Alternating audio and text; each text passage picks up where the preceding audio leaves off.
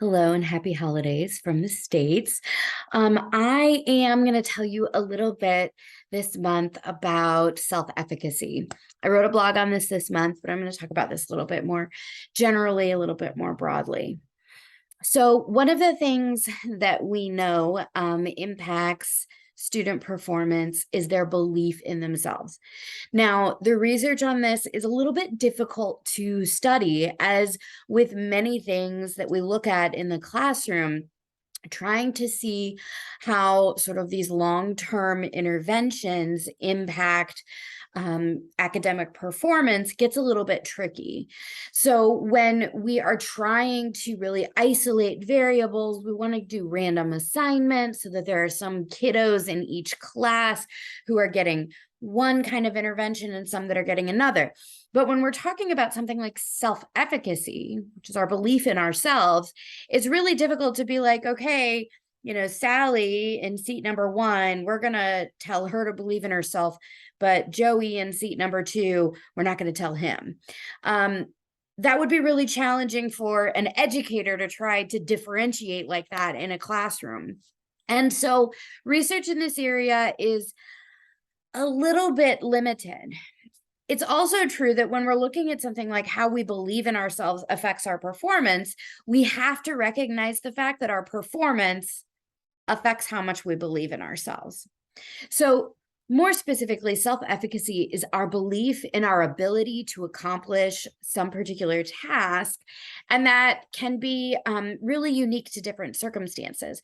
So I might have really high self-efficacy in math and pretty low self-efficacy in history. That was me in high school.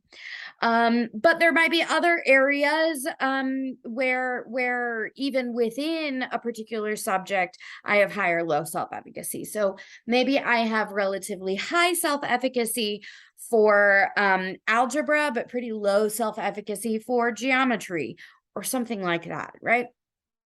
So we know that there are a few different things that impact our self-efficacy. And there's 4 of them. So I'm going to go through them first. The first is our previous experiences.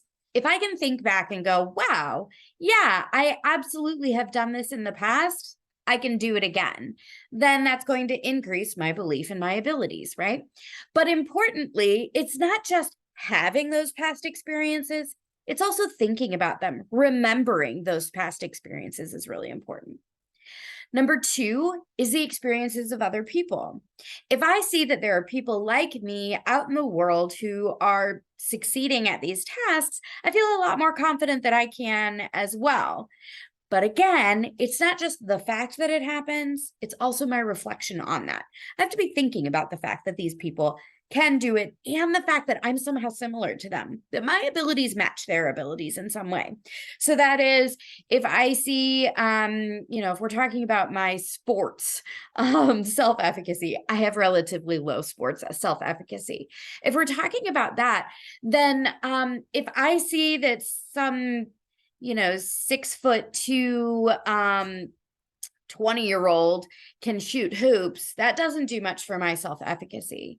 But if I were to see that another 5' nothing mom who is however old I am is successfully completing some sports tasks, maybe they're going running or something, I might look at that and go, you know what, if they can do that, I can too. Okay.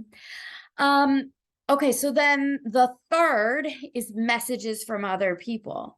Being told that someone else believes in you, that someone else thinks you can do it, does in fact increase the likelihood that you will also believe that you can do that, right? So messages from other individuals can be really beneficial as well. The last one is a little bit trickier. The last is our physiological or emotional state, our affective state.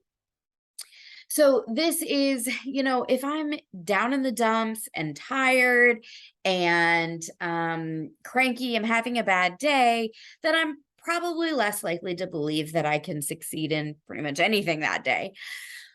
But that's also kind of the more difficult thing for us to try to manipulate.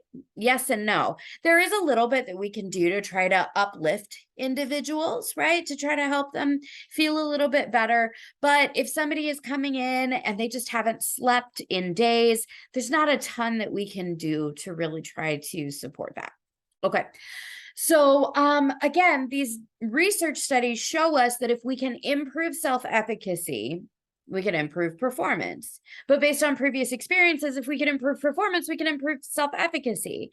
So one thing to take away from this is to try to provide individuals with small wins.